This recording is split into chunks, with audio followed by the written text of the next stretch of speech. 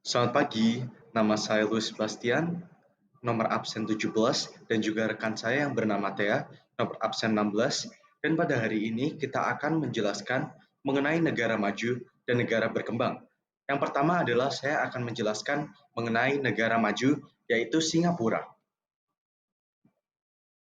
Untuk pengenalan, letak Singapura adalah di Asia Tenggara yang berletak astronomis pada 1 derajat 11 lintang utara sampai 1 derajat 28 lintang utara dan juga 103 derajat 30 bujur timur sampai 104 derajat 5 bujur timur.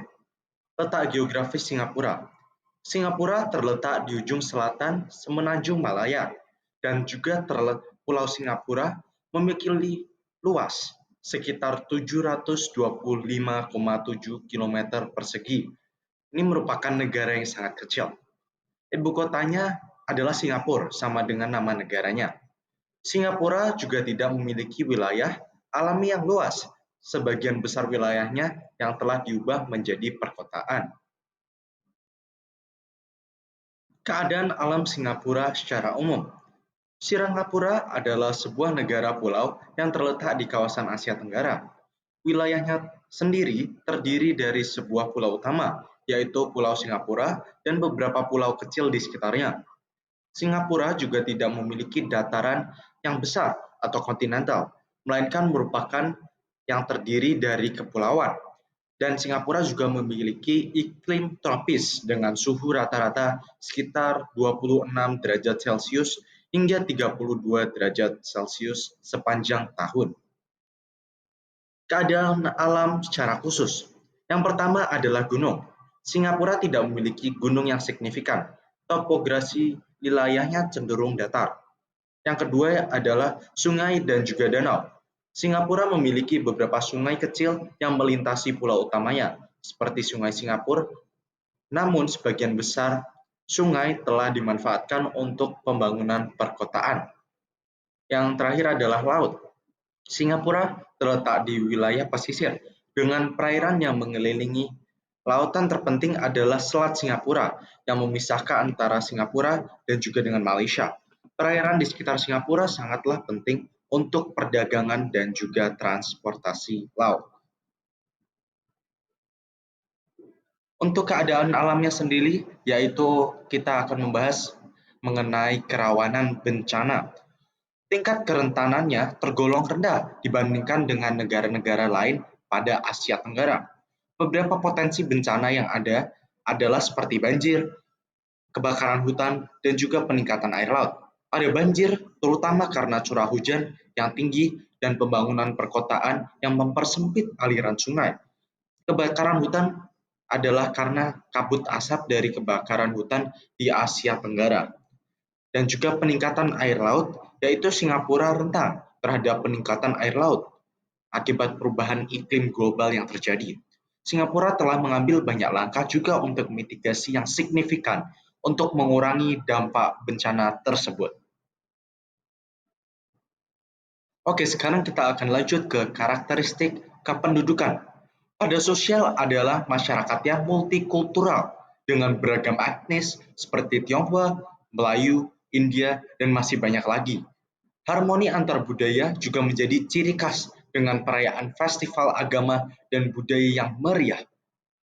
Untuk budayanya sendiri, Singapura memiliki warisan budaya yang kaya dengan campuran tradisi Tionghoa, Melayu, India, dan juga Eropa. Kesenian tradisional seperti tarian Leong dan juga tarian Bharatanatyam tetap dilestarikan dalam masyarakat yang modern ini. Dan untuk kondisi ekonominya sendiri, Singapura dikenal sebagai pusat keuangan dan juga perdagangan global dengan ekonomi yang sangat maju.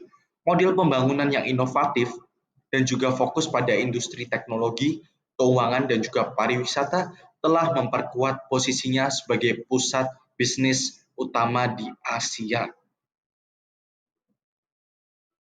Kita lanjut ke karakteristik potensi perekonomian negara.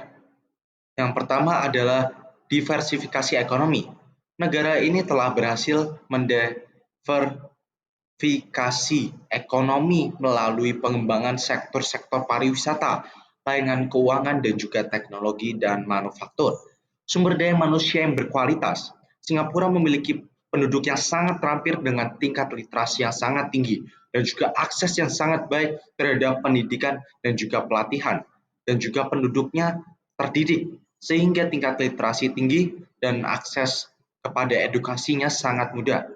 Infrastruktur yang modern. Negara ini memiliki infrastruktur yang sangat canggih dan efisien, termasuk pelabuhan laut dan juga udara, jaringan transportasi yang baik, serta teknologi informasi dan komunikasi yang sangat amat maju. Permasalahan apa sih yang dihadapi terutama pada negara Singapura ini?